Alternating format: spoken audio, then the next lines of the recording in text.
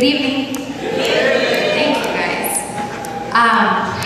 Thank you. I would like to first thank Gloria for inviting me to this event. I love poetry. It's a way I express myself, and it's a way I've been expressing myself as a young girl growing up in Somalia and Egypt. Today, when Gloria reached me to do a poetry about this event, I really had a hard time coming up with something to say, but I finally pulled it together, and so here it goes. It's called Fly Birdie. Fly, birdie, fly. Fly to the destiny bound by your dreams before they run dry. Fly to the sound of your hopes and soulful wind grace and harmony.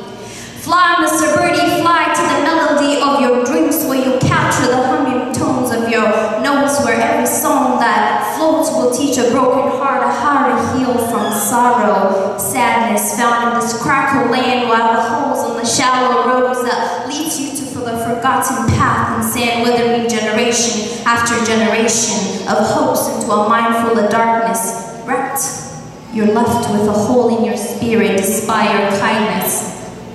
Fly, birdie, fly, and let go of this fear. Don't love die and hatred near, my dear. Clear your eyes of those tears you swept. Sleeping enemies know death, though you blame, let it tear your veins like the niche of cocaine crystal that never fades, that only blistered your voice and limited your freedom. As you're stuck in a room full of your shattered dreams of light by endless unopened windows, where peace is defined only if you let go of your typical misconception of your colonized spirit, planting your heart with your mistrust and delusion that will never reach your conclusion. Your animosity for one another, brother to brother, won't bring a relief or sustain another day. We are Africans. We are Africans. We are history. Proven so eloquently by DNA wrapped carefully passed from father to son into a merciful bond and crossed with every side hugging each other like a pretzel buns to form perfectly shaped creatures which represent the multiplicity of this land. Land that has been created by our footprints, footmark and foot drums that waken the minds of other countries to colonize our motherland, creating boundaries, planting segregation, implemented tribalism, and injected self-hatred into the minds of our ancestor nation.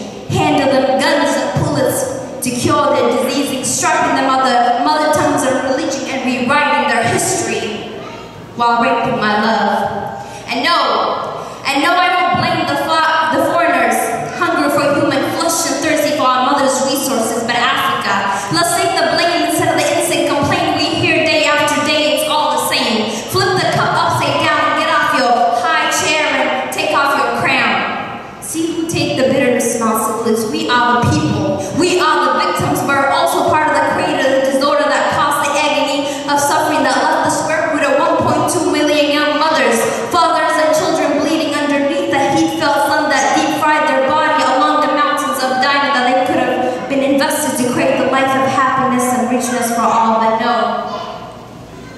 Revenge people previously tortured by life are finally resting on diamond rocks as pillows as a gold reach after death, while the vultures sit and watch them take their last breath before their meal. Africa, the clock is ticking, time is running, dreams are moaning, evaporating in the sun, puddle collection of dead human flesh seasoned with extra peppers, HIV and AIDS. So let's race to the finish line and stop pointing fingers and make the change to our minds as we create a brand new design and outlook to the future of mankind. First, it takes some acceptance. I will eventually stop complaining about the outcomes and not anything from the beginning. Abundance does not change the mind of the deranged. When you seek the mystique of wealth, greed empowers what is known as we soul. Even in America, the United States of freedom, our minds are not freed from the state in which we provoke. Yet, when these great minds come together, the impossible can be possible.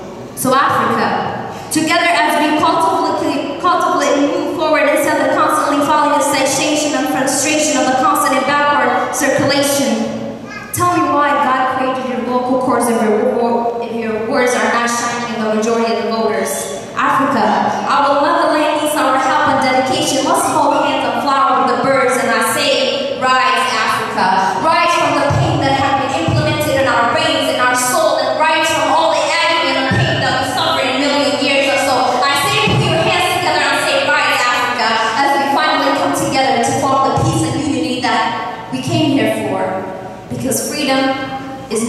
free until you free your mind from all the colonization that has been implemented into our mind. Because today, we are the change. And like Obama said, we can make this happen, and yes, we can. Thank you, guys.